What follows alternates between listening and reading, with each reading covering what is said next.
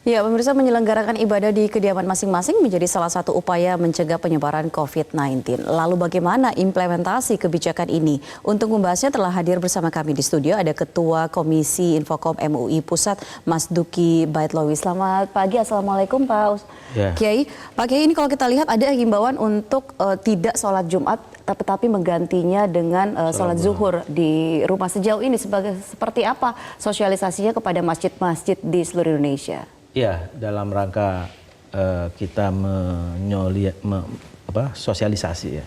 Sosialisasi fatwa nomor 14 tahun 2020 ini, kami kan tadi sudah sama-sama tahu, salah satunya kita mengundang Ketua Dewan Masjid Indonesia. Dan Ketua Dewan Masjid Indonesia rupa-rupanya juga sudah sanggup untuk menyosialisasikan hasil fatwa ini. Sebenarnya fatwa ini sih biasa-biasa saja, orang saya kira semuanya mafhum. Ada dua pokok soal.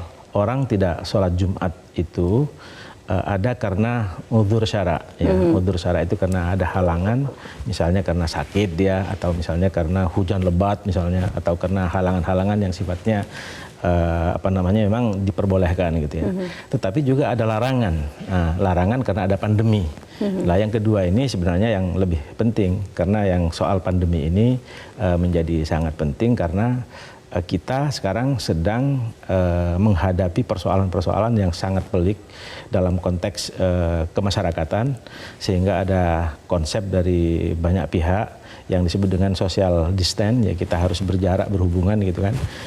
Tempat-tempat ibadah terutama masjid itu juga menjadi salah satu penyebab gitu kan. Oleh karena itu kita juga harus menghindari hal-hal yang seperti itu dalam rangka ibadah juga kita. Nah, ini bukan karena kemudian berusaha untuk menghalangi orang beribadah, tetapi memang dari segi, misalnya kita lihat dari segi agama, memang ada syarat-syarat yang petunjuk, ada petunjuk yang membuat hal ini pun juga dimungkinkan untuk dilakukan. Betul. Jadi dan tidak mengurangi juga esensi dari ibadah esensi itu. Ibadah dan tidak mengurangi pahala. Jadi ini adalah dalam rangka darurat ya. Darurat itu memang harus dihindari, dan kepada seluruh umat Muslim untuk tidak berpikir yang enggak lah. Masih ada misalnya di media sosial itu, ini adalah upaya-upaya dari pihak yang lain ya, yang menginginkan agar umat Islam jauh dari masjid misalnya. Nanti kalau sudah berpikir seperti itu, nanti kita nggak boleh umroh juga, kita ada pihak lain yang nggak berpikir nggak boleh. Ini sebenarnya memang kondisi yang sangat berbahaya, tidak hanya terjadi di Indonesia tapi terjadi di seluruh dunia. Oke. Nah, mengantisipasi misalnya masih ada umat Muslim yang terutama di daerah-daerah yang terjadi wabah seperti itu, seperti misalnya di Jakarta atau di Jawa Timur. Nah, masih ada yang datang. Nah, ini bagaimana? Masih ada yang datang ke masjid untuk melakukan ibadah sholat Jumat ataupun juga ibadah sholat lainnya? Ya, sebenarnya disarankan untuk daerah-daerah yang memang dianggap rawan. Taruhlah misalnya ada 3 zona lah ya. Ada zona merah, ada zona kuning, ada zona hijau. Kalau yang zona hijau taruhlah masih aman. Dan yang memberikan wilayah-wilayah zona seperti itu kan sebenarnya pemerintah. Nah, pemerintah itu menganggap misalnya Jakarta. Jakarta saya kira gawat lah misalnya.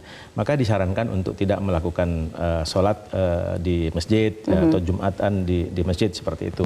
Kalau misalnya terpaksa misalnya masih mau melakukan itu, maka sebenarnya kami sudah melakukan rembukan dengan pihak Dewan Masjid itu. Ya sebenarnya memang harus manajemen masjid harus segera membersihkan semuanya, bawa sejadah sendiri-sendiri misalnya seperti itu. Ya, kalau saya tidak salah Dewan Masjid juga membuat kebijakan bahwa mereka meminta agar semua karpet-karpet di masjid itu sebaiknya dicuci dulu selama 1 bulan. Dan bahkan Dewan Masjid rupanya juga sudah menganggarkan biaya ya untuk itu. Satu masjid itu misalnya dianggarkan sekitar 1 juta gitu ya, untuk bagaimana kebersihan itu dijaga. Dan sholat juga tidak berdekatan itu juga boleh ya. Kalau biasanya kan kita kan di dalam kita hendak mau sholat itu kan imam menyebutkan luruskan dan rapatkan kan gitu seperti itu. Nah, saya kira yang rapatkan itu tidak social distancing pun ini demi alasan kesehatan pun juga dilakukan. Termasuk juga itu kemarin juga dibahas di Majelis Ulama Indonesia. Gimana? Dijawab oleh bagian Komisi Fatwa bahwa sebenarnya saran untuk meluruskan dan saran untuk berdekatan itu kan sebenarnya sunnah. Dalam kondisi tidak ada apa-apa. Ketika terjadi apa-apa, terjadi wabah seperti sekarang, maka sebenarnya ya udah sholatnya ya harus berjarang-jarang begitu. Oke. Nah, ketika misalnya aktivitas ibadah seperti ibadah sholat Jumat itu dianjurkan untuk tidak dilakukan di masjid, bagaimana dengan aktivitas lainnya, misalnya di masjid, misalnya para pengurus masjid, apakah mereka tetap berada di masjid atau mereka lebih baik di rumahnya masing-masing? Ya, saya kira kalau pengurus masjid tetap berada di masjid, membersihkan masjid dan segala macam untuk mengantisipasi berbagai hal terkait dengan keinginan pihak-pihak yang masih tetap ingin melaksanakan sholat di masjid kan juga nggak masalah. Tapi yang penting kondisinya harus bersih karena begini, persoalan tempat ibadah ini menjadi rumit dan menjadi urgen karena kasus di luar negeri itu banyak kejadian terjadinya penyebaran virus itu dari tempat ibadah. Contoh misalnya di Korea Selatan itu ada perkumpulan di gereja. Lalu kemudian dari situlah kemudian sebaran virus ini terjadi dan kemudian sebagaimana kita ketahui terjadi pandemi di Korea Selatan. Begitu juga di Iran. Ada orang Iran datang ke Korea Selatan ya untuk kepentingan bisnis. Setelah datang dari dari Korea Selatan ternyata mereka positif. Dia datang ke Qom, tempat suci ibadah orang-orang saudara kita dari Syiah misalnya seperti itu. Lalu di Qom itulah terjadi penyebaran virus yang luar biasa dan akhirnya menyebar kemana-mana. Itulah sebabnya kemudian Arab Saudi mengambil kebijakan tidak boleh terlebih dahulu melakukan tawaf misalnya di Ka'bah dalam jarak yang dekat. Bahkan dikosongkan sebagian besar dari Masjidil Haram. Ini saya kira kondisi-kondisi ini ya harus kita perhatikan betul. Umat saya kira tidak akan kekurangan dalam mendapatkan pahala beribadah walaupun tidak sholat Jumat misalnya, bisa sholat zuhur, bisa sholat malam, banyak sekali ibadah dan ibadah sosial bisa kita lakukan dengan macam-macam. Nah, Pak Kiai, itu kan soal sholat Jumat ataupun juga sholat lain yang biasa dilakukan di masjid. Tetapi bagaimana dengan misalnya pengajian ataupun juga mungkin kalau agama lain ada kebaktian seperti itu. Nah, ini bagaimana? Ya itu apalagi soal pengajian. Pengajian ini kan sunnah. Ya kan, bukan kewajiban. Sholat Jum'ah saja yang wajib itu sudah boleh ditinggalkan. Ada fatwa tersendiri tidak? Ada di sini. Jadi kerumunan ini kan sebenarnya adalah sebuah petunjuk yang sangat lengkap yang bisa dilaksanakan oleh pemerintah ya. Jadi fatwa nomor 14 tahun 2020 itu petunjuk yang sangat lengkap mulai dari bagaimana pemerintah mesti melaksanakan secara kebijakan ya dalam landasan keagamaan ataupun juga langsung dipraktekkan oleh masyarakat. Nah, dan kami sudah sosialisasi ini di media sosial, saya kira sudah cukup menyebar fatwa ini sehingga dengan demikian kita berharap sudah tidak terjadi hal-hal yang disalahpahami oleh masyarakat. Saya kira-kira seperti itu. Oke, jadi sebisa mungkin ini masing-masing beribadahlah sendiri di rumah termasuk juga menghindari kumpul-kumpul. Nah, ini kalau kita lihat juga selain misalnya umat Islam, tetapi kan juga mungkin masyarakat yang beragama lain pun juga mereka masing-masing sudah diimbau juga untuk menghindari kerumunan, kemudian juga beribadah di rumah mereka masing-masing. Saya kira begitu, dan hendaknya seperti itu ya teman-teman dari saudara kita yang beragama lain. Saya kira sudah sama-sama mewaspadai keadaan pandemi ini karena memang ini sangat-sangat berbahaya dan kalau itu bisa dilaksanakan secara kompak dari setiap pimpinan-pimpinan agama ya semuanya dilaksanakan, pemerintah juga sudah sigap melaksanakan ini semuanya, lalu kemudian civil society ya masyarakatnya juga sigap. Insya Allah kita bisa segera ya menghadapi dan bisa mengakhiri wabah ini. Mudah-mudahan itu yang dan salah satu kalau sekarang itu kan kita memilih pemerintah memilih untuk melakukan pendekatan berbasis komunitas dan kita tahu bahwa komunitas keagamaan itu juga peran penting. Sangat penting perannya dari komunitas keagamaan karena seperti yang sudah kita bahas tadi justru banyak dari komunitas keagamaan itulah sebaran itu bisa muncul dan ini harus menjadi pelajaran buat kita. Apa yang terjadi di luar negeri itu juga harus menjadi pelajaran buat kita. Sekali lagi makanya saya ingin tegaskan kepada umat jangan bersalah sangka. Jangan berburuk sangka, jangan bersalah sangka. Dengan kondisi ini. Nah, apa yang bisa dilakukan oleh MUI, Pak Kiai, untuk memastikan umat ini pun juga tidak berburuk sangka, tidak salah menafsirkan dari fatwa yang dikeluarkan ataupun juga kebijakan yang diambil oleh pemerintah. Kalau ini memang benar-benar adalah untuk kepentingan kesehatan mereka juga. Iya, saya kira kita sudah melakukan sosialisasi. Fatwa ini juga sudah kita edarkan ke berbagai pihak, ke teman-teman wartawan apalagi. Dan saya kira ini cukup masif. Ini juga diminta oleh Presiden dan Wakil Presiden, sudah kita serahkan ke pemerintah. Dan